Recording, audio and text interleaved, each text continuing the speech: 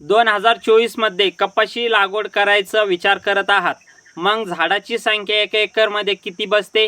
तर याचीच माहिती आपण आज व्हिडिओच्या माध्यमातून देणार आहे की झाडाची संख्या 1 एकरमध्ये किती बसते.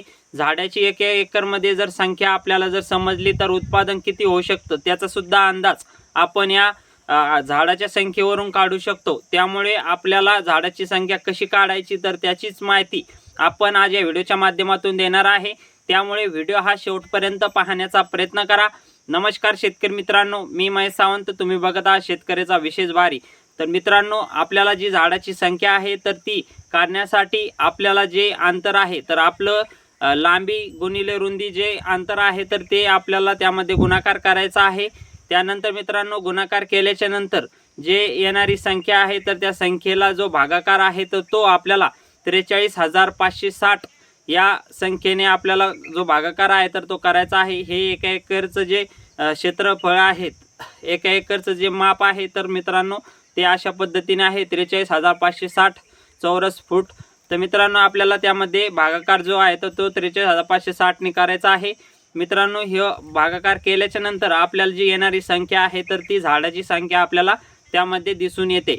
तर मित्रांनो, आपल्याला उदाहरणार्थ जर बघितलं तर मी तुम्हाला 1-2 जे उदाहरणं आहेत तर ते सांगतो. स्क्रीनवर दिसत असेल तर मित्रांनो बघू शकता. आपण जर 4 बाय 1 वर लागवड जर केली तर मित्रांनो 4 गुणिले 1 आपल्याला करायची आहे. त्यामध्ये जी संख्या येईल तर ती आपल्याला 4 येणार आहे. मित्रांनो, 4ला पुन्हा भागाकार करायचा आहे. तर भागाकार कशाने करायचा? मित्रांनो, जे आपले 1 एकरचं क्षेत्र आहे तर ते आपल्याला त्यामध्ये माप जे आहे तर ते टाकायचं आहे. तर त्यामध्ये 43,560 भागिले 4 आपल्याला करायचा आहे.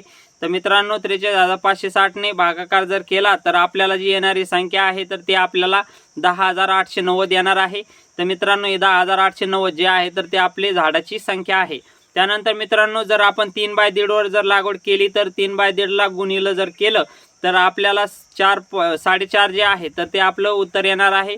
4.5ला जो 43,560 ने भागाकार करायचा आहे. त्यानंतर मित्रांनो, त्याचं जे उत्तर आहे तर ते आपल्याला 9,680 येणार आहे. मग ही आपली एक जी झाडाची संख्या आहे तर ती अशा पद्धतीने येते.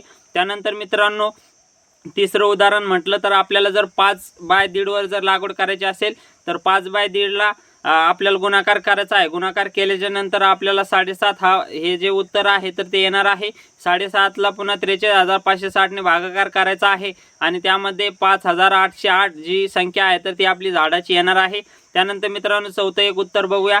तर चौथं उत्तर जे आहे तर ते आपल्याला 6 बाय 2 मित्रांनो 6 गुणिले 2ला जर आपण गुणाकार जर केला तर आपल्याला जी 12 उत्तर जे आहे तर ती संख्या येणार आहे. मित्रांनो, 12ला पुन्हा 43,560 ने भागिलं की आपल्याला 3,630 हे उत्तर येणार आहे. तर मित्रांनो, हे जे 3,630 आहे तर ही झाडाची संख्या आहे. तर मित्रांनो, अशा पद्धतीने आपण कोणत्याही 2 ओळीतील 2 झाडातील अंतर जर आपण त्याचा गुणाकार आणि 43,560 ने भागाकार केला तर आपल्याला कोणत्याही जी झाडाची संख्या आहे तर ती आपल्याला काढता येते. मित्रांनो, आपण अशा पद्धतीने झाडाची संख्या काढून आपल्या शेतामध्ये कशा पद्धतीने कपाशी वाढते किंवा आपल्या शेतामध्ये कपाशीची दाटी होते का, उंची कमी राहते, तर अशा पद्धतीने आपण नियोजन करून भरघोस उत्पादन त्यामध्ये घेऊ शकता. तर मित्रांनो, अशाच नवनवीन माहितीसाठी आपलं चॅनल सबस्क्राईब करून घ्या. व्हिडिओ आवडल्यास व्हिडिओला लाईक करा आणि आपल्या शेतकरी बांधवांपर्यंत ही माहिती पोहोचवण्याचा प्रयत्न करा. तर मित्रांनो, धन्यवाद. जय जवान जय किसान.